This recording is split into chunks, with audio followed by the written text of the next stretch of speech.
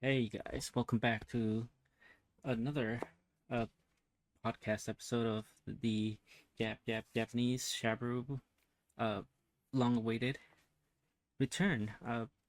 Took some time off, had some stuff going on with life, uh, but now I'm back, and I cannot wait to really talk about the summer season, which I'm gonna try to talk about as many anime as possible.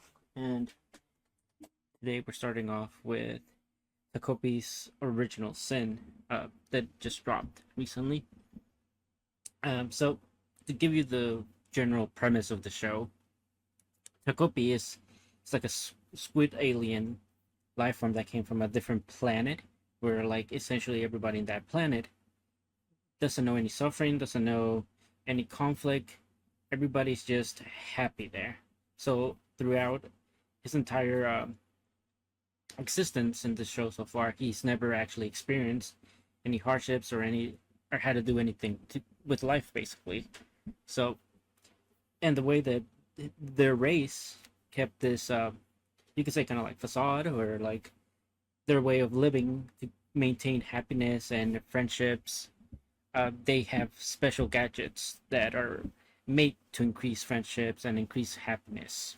So Takopi, who came to Earth to try to spread the happiness, uh, is making it his mission to have Shizuka uh, get happy because as he sees her, he sees that she's not necessarily the happiest person, but he does want to make her happy, and that's how the general premise of the shows goes. But now we, but this show don't get it twisted. Despite the happy, semi happy images that I have up, this show is actually very more complex than that, and it dives a lot deep into a lot of heavy themes such as suicide, child abuse, etc. A lot of very serious topics, and this show or this anime even like warns you as you start off the episode. In the first like 10-15 seconds, it pretty much gives you the whole rundown of what the show is going to be about and gives you all the trigger warnings that are so that you know what you're getting into before you continue past the initial few seconds. So one of the things that I really do enjoy of this anime is that Shizuka, who is the complete opposite of Takopi, she essentially is not in the happiest place, not in the healthiest relationship with her peers, or and she at first Takopi, who's just like this lovable guy, just doesn't really understand what Shizuka's going through, and just tries to, in his own naive way, tries to make sure she's happy. So he tries to show her like gadgets that are from his planet and calls it like kind of magical, you know. So he takes a picture of Shizuka with one of the gadgets, and you don't you don't really get into what the gadget does, but it's supposed to like it starts off by telling you that it captures happy moments so that you can always relive them whenever you want, leaving it kind of vague. And then later on, it gets explained that you can actually store up one of those photos to time travel back in time to where the photo initially took at the place and time that the photo took place. Kind of like link click, if you've seen that, where like photo goes back in time, etc. Uh, but yeah, I do love the kind of juxtaposition that is going on with Happy and Shizuka throughout the first episode, where Happy is a very naive person, doesn't know how much life can really throw at you, doesn't really know the hardships of life, and you have Shizuka that's going through it, and you see it because in one of those instances you hear people talking behind her back like she's on welfare, she's this and that, her mom's a whore, and an escort, etc., like just sleeping around with men. So you instantly know that this girl that is in Shizuka's class has a kind of like is the main bully of her.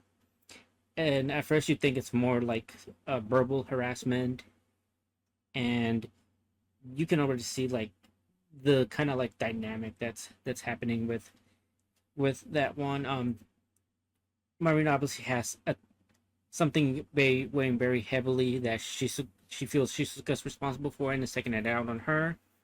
And Shizuka just doesn't necessarily uh she knows what's happening, but she doesn't necessarily know how to go about things to make them better. So in her own way, the way she's kind of been coping through these days is she has this puppy called Chappie, and you can instantly see that when Shizuka is around Chappie, she's actually very happy. She's content. You can, and she even tells us that, like, like she feels like no matter what hardships she may bring, life may bring at her, as long as she has Chappie, she'll always be okay in the end.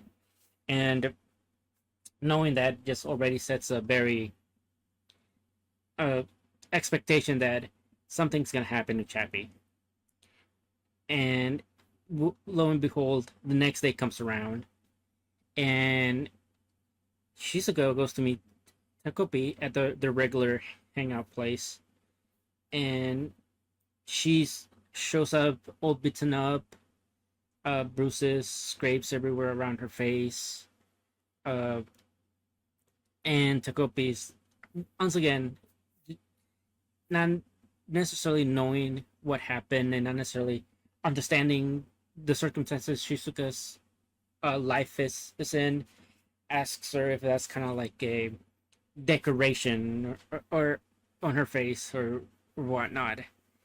So it's like, oh, I bet it's because you want to get closer to one of these girls, right? So like, Takopi just pretty much hands her a ribbon gadget that's supposedly supposed to increase infinitely, and the two people binded by this ribbon are essentially grow a closer bond to one another. And in that, he he remembers something that his mother's been telling him, like, listen, there's a few rules that you have to follow uh when going to different planets.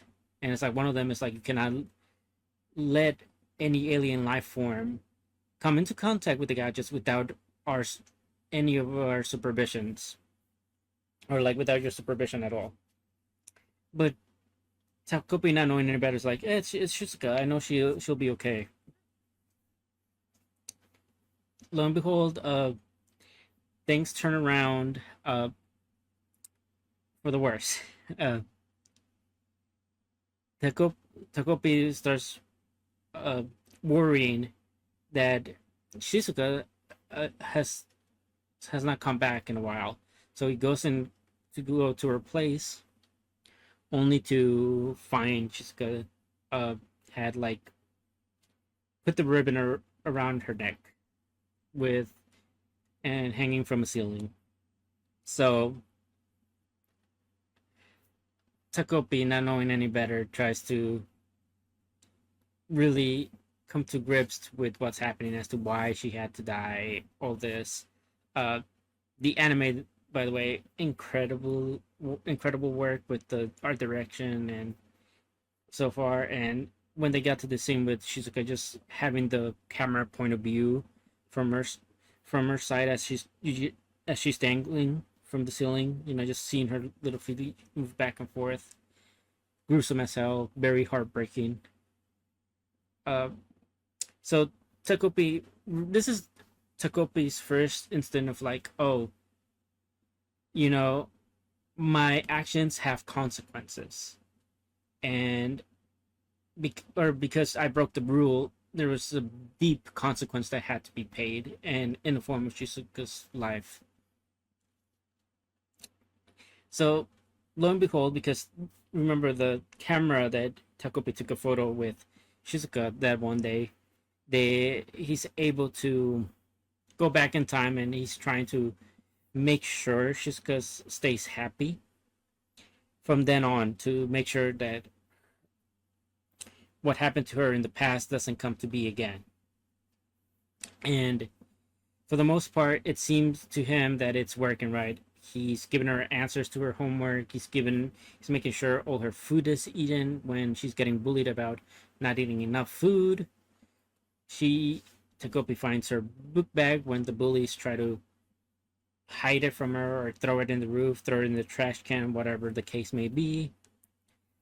But and it's just really just goes to show, like, kind of like the levels of bullying Shizuka has been enduring before Takopi, or possibly the things that Takopi is kind of somewhat responsible for.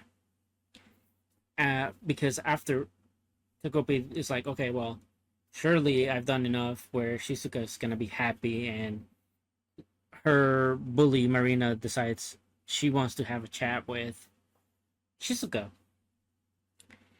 Uh, you can instantly tell, like, from the way Shizuka's kind of like holding her arms, like the way she looks, the way her body is moved, body language is at display, that she knows that because Marina's calling for her, nothing good's gonna come of it. And you can see kind of like a level of fear that Shizuka has, which, once again, just opposed to Takopi, who has no idea what's happening. He's all about, oh, this is a great opportunity. You two can patch things up, and you can really become closer friends in that way.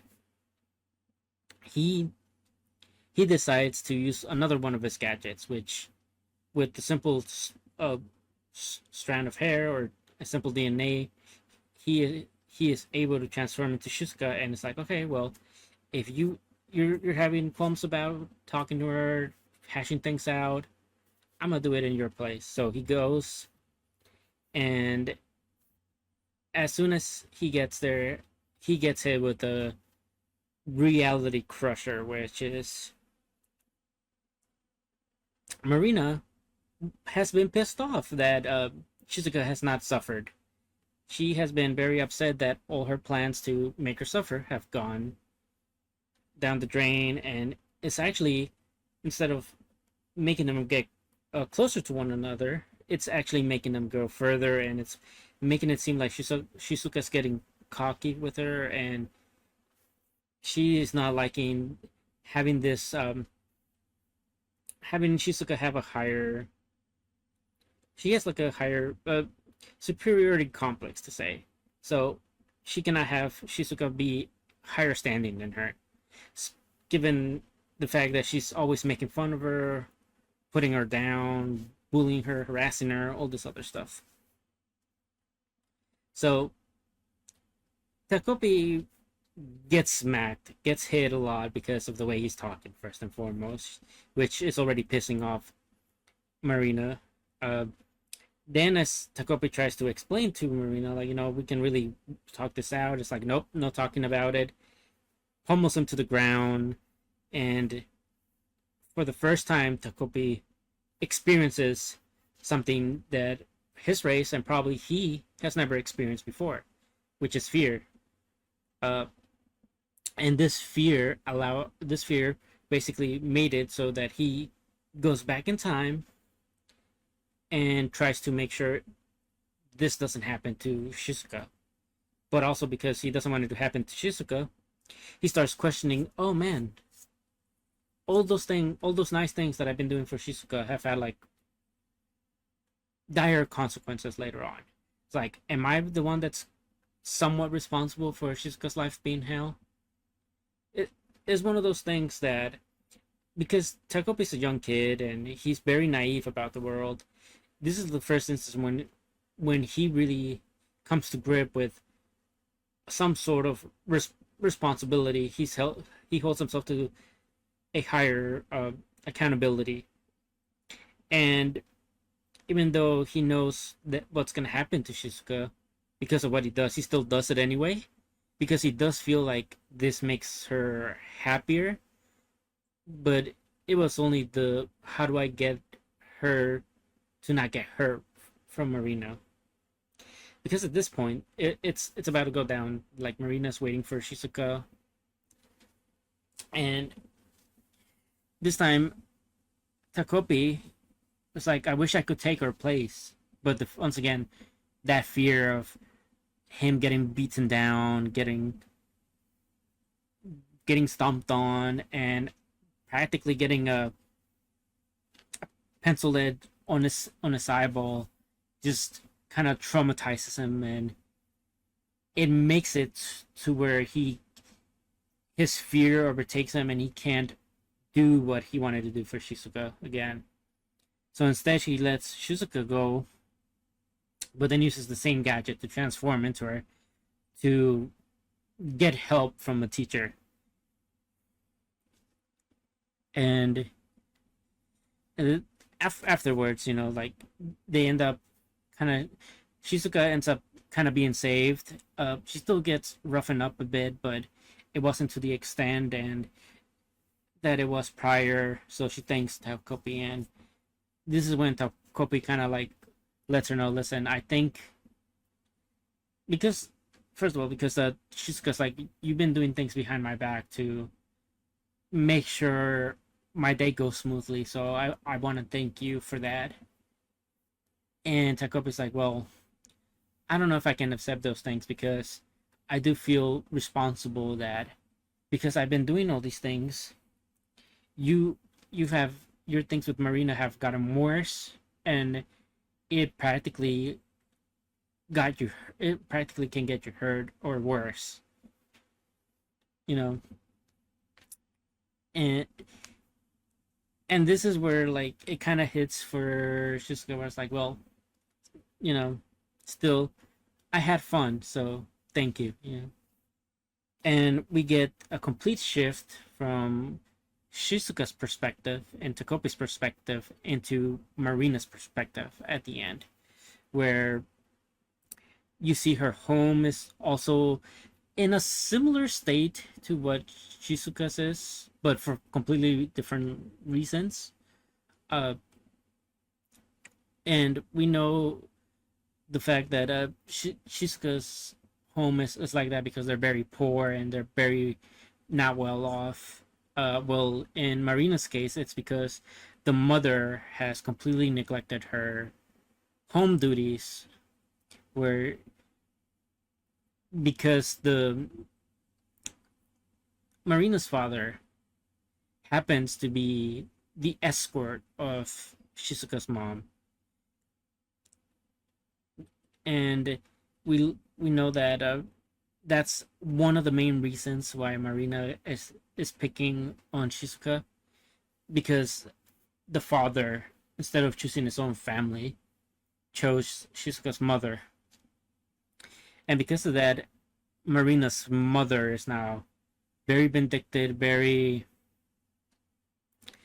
verbally abusive towards Marina, and very manipulative towards her. Like, you're gonna be staying with me, right? You're not gonna be choosing your father over me, right? And the same the same stare that she was giving Takopi when he was beating him down, once again being used here, but this time instead of showing like something to be feared, it's actually showing like fear for that she's actually fearing, has fear in her own life because of that. So like in that aspect, you can kind of really tell that Marina is the one that's taking the abuse that she's getting from home and giving it to Shizuka, who so that Marina can feel better about her own circumstances. And it's really jarring to see because like these are supposed to be like probably like middle schoolers, or definitely like, or maybe close to being middle schoolers. But seeing these hardships that children have, whether it be because the parents are neglectful or because the parents are the ones causing them, it really goes to show that what happens at home doesn't necessarily always just affect the people that live at home. It spreads to other places, even if you're not fully aware that it does. Uh, so I I think Takopi's Original Sin, very rewarding, very real and very cruel, but also it it is very much worth the watch. Myself as a manga reader, when it came out, I was completely going into it blind in the unknown, and it crushed me. But rewatching in the anime, uh, it's still a bit hard to watch, but they make it in a way where it's at least, because the direction is so good, you are probably gonna get a better understanding of the themes and a better understanding of the characters, and just overall a better, it could be a better experience if you're this is your first time experiencing it. So highly recommend Takopi's Original Sin. Episode 1 is a 9 out of 10 for me. Lord of Mysteries, episode 1. Alright, so disclaimer, I have not read the light novels of this, but I have heard the the series is actually really good. So this is one of the few that I've been really looking forward to watching and covering and for the podcast. And I gotta say, on first impressions of the first episode, I can say the hype, or like the recognition it gets is well deserved. So first episode just starts off like really just setting up how the power system works, and I think it's gonna be for like every episode. That's how it's gonna start off for at least maybe the first season.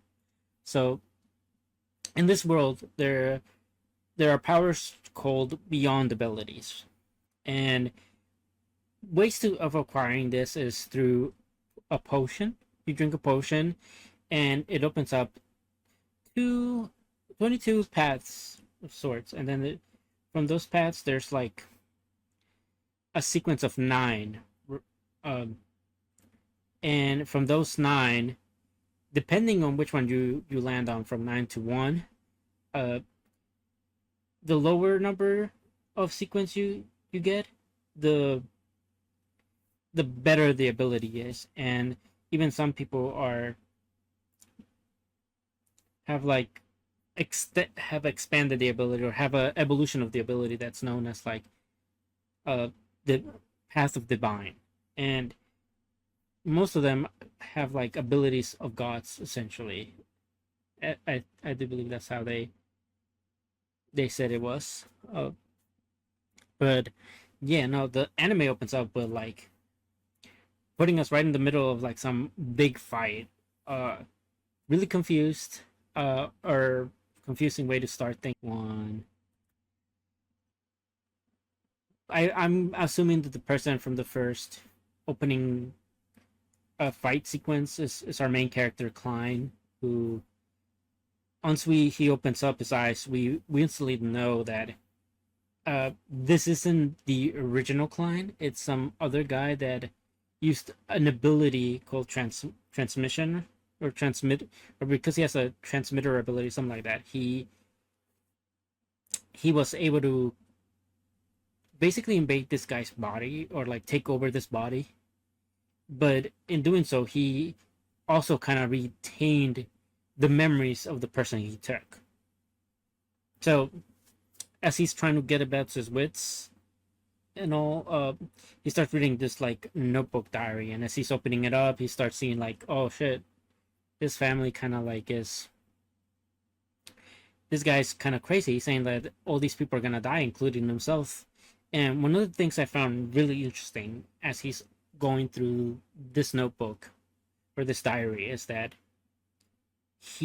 there was it had an entry for every day leading up to the day that he woke up, except for June 27th. So whatever happened in June 27th is probably a very secretive, and probably has it's gonna be one of the main keys to finding out why he's there in the first place. So really interesting stuff. This is one of probably my favorite parts of just seeing how well this guy like takes his surroundings and notices things. So once this guy goes into town and he decides to like grab some bread, uh, essentially he says he had to perform this ritual to try to get back to his original body, or to maybe get an understanding as to what was happening. And one of the things that I found really interesting as he's going through town is the fact that there's slight instances where you notice certain characters are kind of hiding, that they're looking at him, and at a certain point he starts catching on. So he tries to swerve around, goes into this tent with the psychic, and tries to have she offers him to read him his future, or like give him a reading for free.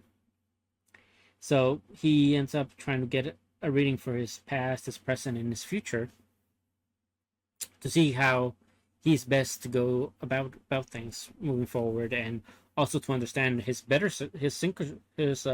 circumstances as he is now. And then the past, I guess, is just kind of like to see if this psychic can dig up things from his past, from his either his past life or his former self. And so he decides to go for the present.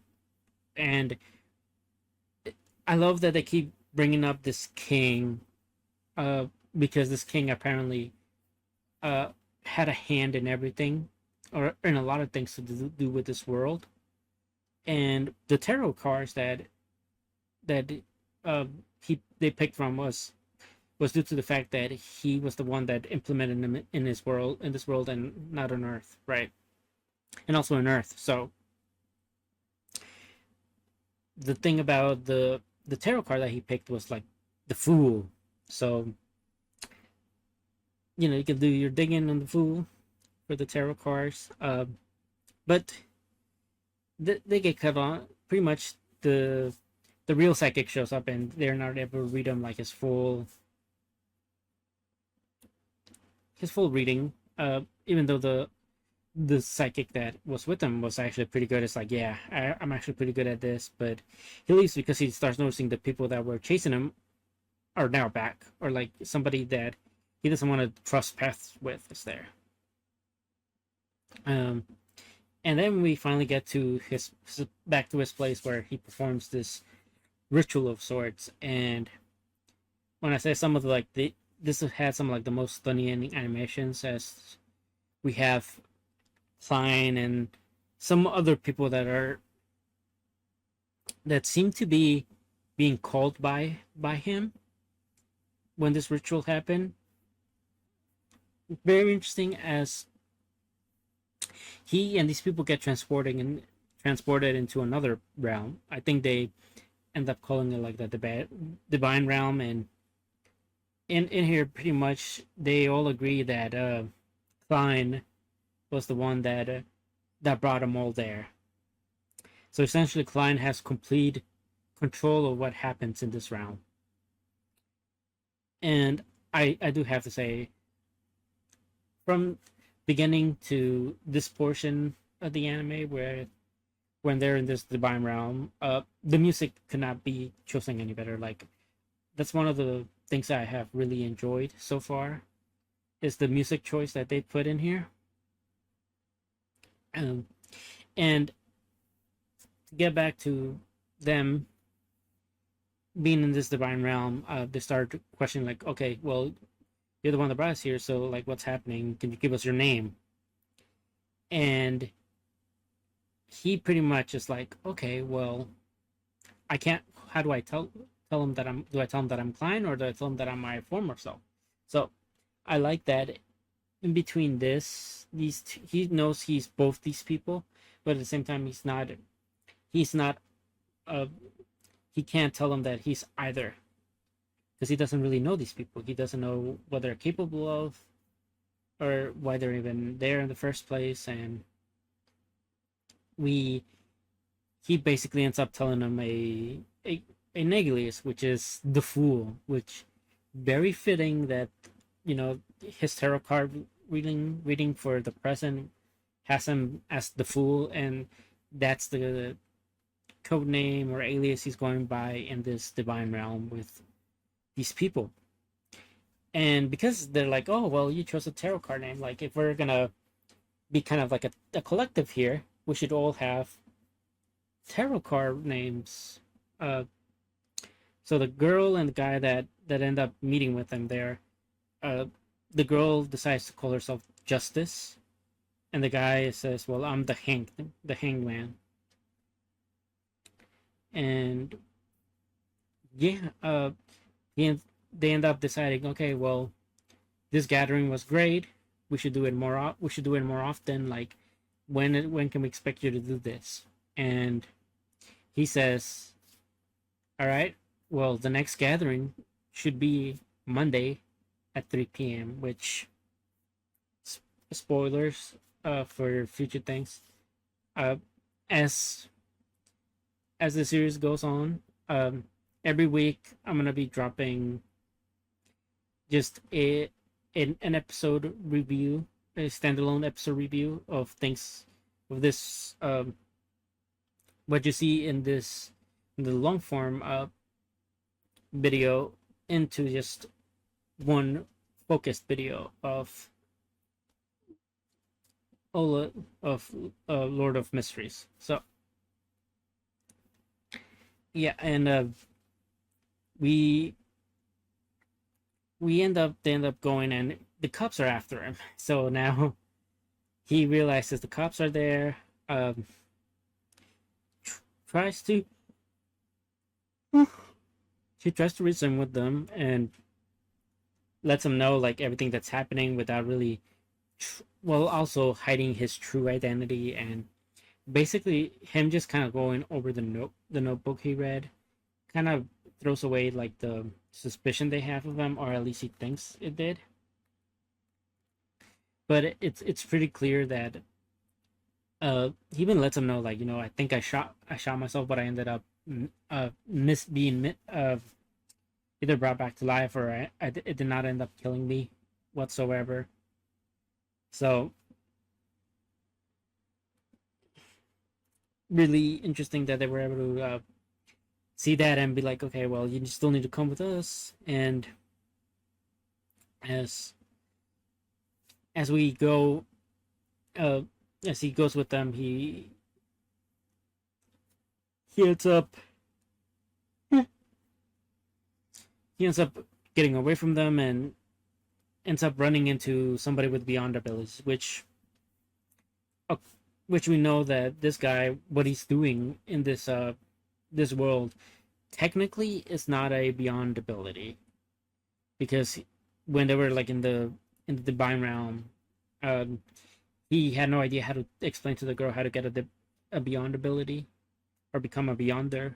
Uh, and he had the guy explain to the girl, but now that we know that there was a beyond ability user, pretty much corner him.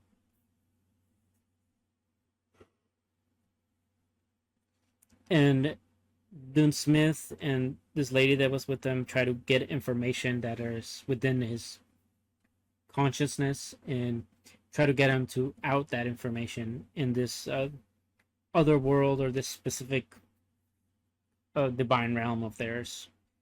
And he instantly notices, like, well, that was my dad and pops from the other world. You know, are they able to see it? Can they make a connection of that? And he realizes, oh, just because I'm here doesn't mean that they're able to see everything that's within here. So he's like, so I'm pretty much guessing that he realized they could not get in deeper into his consciousness to really pry him of information that they wanted. So they end up realizing, okay, well, you can be a valuable asset to us. So they offer him the ability to essentially become a Beyonder. But like we can give you Beyond abilities if you would like. And interesting enough, great cliffhanger. Um, so some other thoughts for Lord of Mysteries. I am really interested in Klein because of a specific portion of the Divine Realm stuff. I wonder if that's ever gonna come into fruition where like he's gonna have like a identity crisis where he's gonna be too indulged in different personalities, like because he does say that in the Divine Realm when he talks to them he tries to make his voice sound deeper, and he puts this facade, this air of facade that he is a higher being, but in reality he knows he's not that. And in reality Klein has a higher pitched voice, it's not quite the same. And I wonder if because he's so comfortable being Klein to an extent that it's an extension of him, is he gonna for, is he gonna slowly start to question whether he even was his former self? Really nice food for thought. So far, uh, that's all I got for this one. Rating for the episode, I think it's also like a 9 out of 10. So Lord of Mysteries episode 2, um, really goes really continues off from where it left off, just giving us a small recap of the fact that Dune Smith has offered him a position to become part of the Nighthawks, a group that deals with people with beyond abilities, or beyonders as they say, while also trying to keep a low profile that this is their main goal. So they always take on like different positions such as police or other security stuff like that. So essentially they're like living double lives in a way.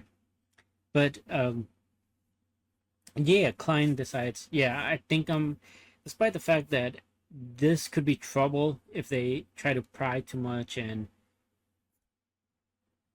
become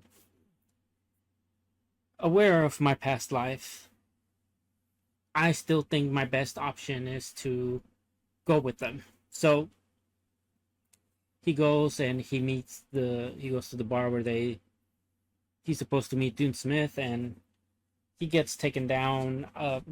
We get another decent explanation as to the fact. Well, not this. I shouldn't say explanation. We get a better understanding of beyond abilities in a way. So, as we know, the episode tells us like how many abilities you could get, the paths you can take, how strong they can, which ones are stronger, stuff like that. But now we actually get in this episode we get uh like specific types of abilities that the Nighthawks use, and also their level and what they're for. So they're, aside from the Church of God, is that it can open up for paths for pathways to abilities, and these are probably like the higher being ones. The Nighthawks are also able to do that with like for specific types. Um, the Sleepless Pathway and Corpse Collector, which is good for self defense. I'm assuming this is also like has increased physical enhancements and stuff like that, but probably it's gonna be weak towards like magic or, as I say, mysticism. I think in here, which is, and then the other two that the Nighthawks offer new recruits are the the seer, and this one allows them to have take advantage of mysticism and like being able and stuff, and in return they're weak to offensive attacks. So like this one you get your magic boost up, and but you're very weak to like physical attacks. So pretty nice trade away between the paths that you can choose in here. The only downside is that Nighthawks really are not great, or they don't have the best abilities, because I think all these pathways that they're on essentially are nine, which we know are we know the higher number they are, the less powerful the abilities are. But I guess it makes sense because they also have to use these abilities to do their regular job or like their second gigs that don't involve the supernatural or like the beyond abilities.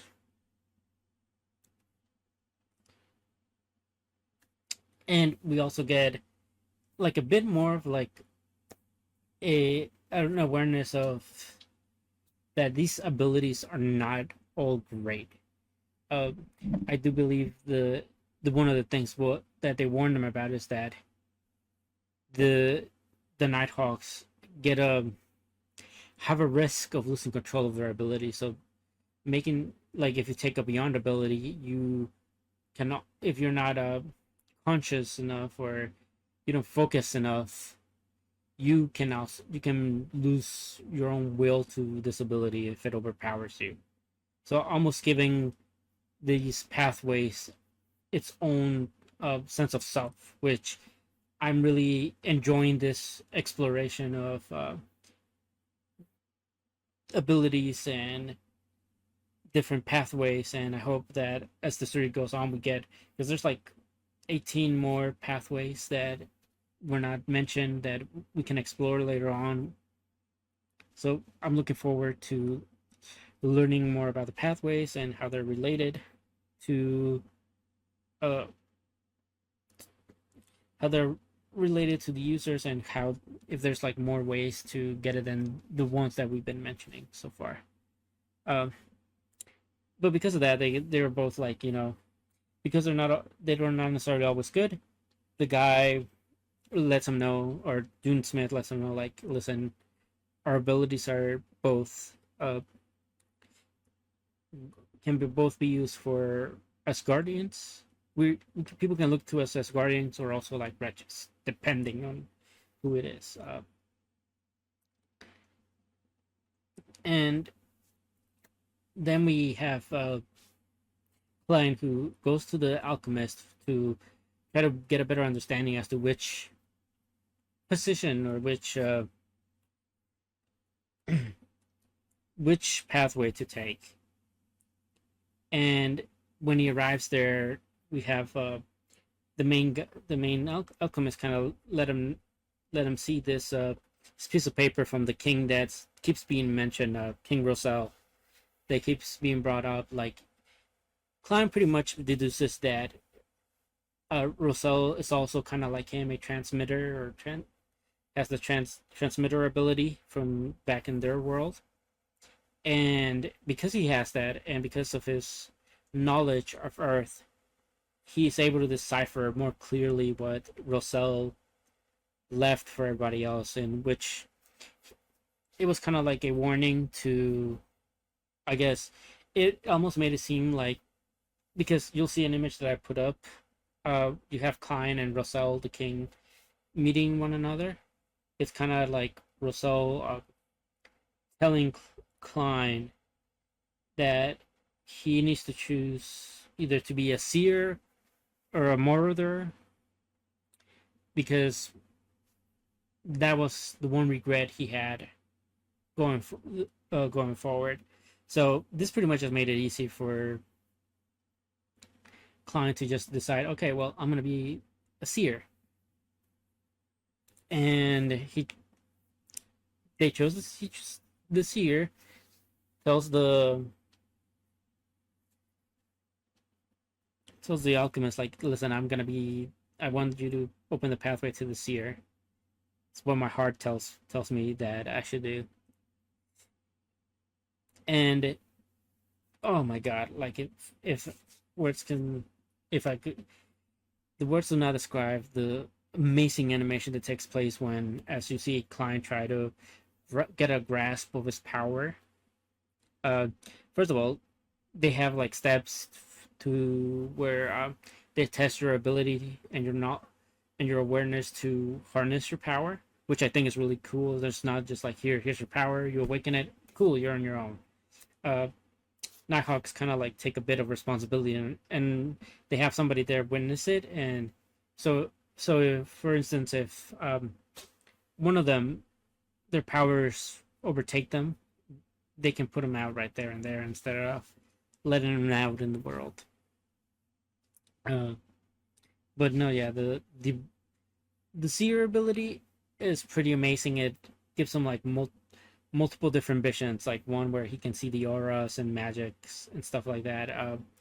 So like he can pretty much know like when somebody's sick or is not doing well based on the amount of ki that they're oozing out, and it also allows them to be able to use ki to uh, locate objects and see uh, things that are not view that cannot be seen through the normal eye. But he can also swap between that and his normal eye, so that's good because I think he was getting to a point where he was overwhelmed, and of course because he just recently got his new power, new job description, he gets instantly gets paid, and the amount of money he gets paid is like, damn, I'm going up in the world. He's like, I'm finally middle class. I'm no longer poor. Uh, Funny stuff. And then we have his first mission as the newly acquired seer, and it's a kidnapping case where he has to find this kid because they're the Nighthawks are usually like bodyguards to his family, and as we we go with Klein and the other guy that went to pick him up. They get to this place where they find the two kidnappers, but it turns out that kidnappers were not just kidnappers; they were also given abilities. And really interesting that the way you noticed the ability was given was through a feather, and a pretty like seemingly invisible feather to most. So I'm assuming this is something that Klein noticed, especially given the fact that he's a seer and he's more aware of ki and energies like that. But in one of the things I found really cool is that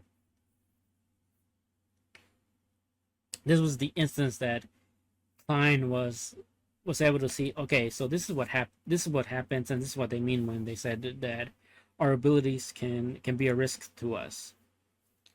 Uh, the fight scene was pretty cool between the guy and the other people.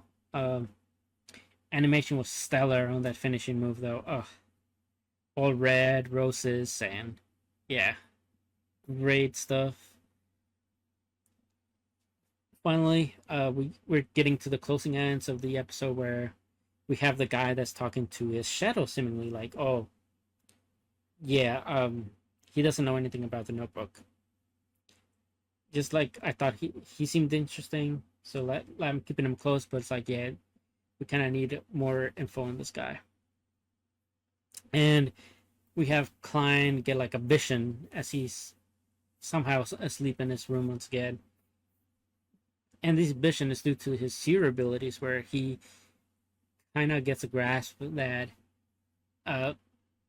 where the notebook is, and he decides to go after that, and that's where like the episode kind of leaves off for the main portion.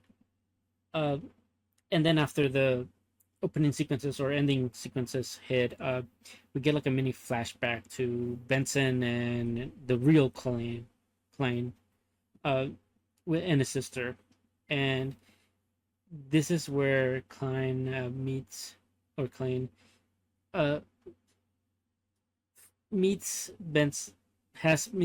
Benson, who has a gift for him for getting a new job, essentially, and it's the suit. It's like the suit that is in the promotional photos for Lord of Mysteries, seemingly. So like, you could say this is like a very nice gift from friend to friend. And yeah, love that the ending sequence of him thanking Benson and his sister ended up shifting towards his either client's mother and father, or the one that's inhabiting client now's mother and father. Almost like times intertwining, and oh, I'm really loving the series. I'm giving this episode a 9 out of 10 as well. So great stuff. But yeah, that's all I wanted to talk about today. So YouTube, if you're seeing this, uh, and you like what you're seeing, hit the like, hit the comment, subscribe, all that good stuff. Make sure you tune in to the Twitch live streams if you want to catch things early. And other than that, until the next time, bye and bye stream.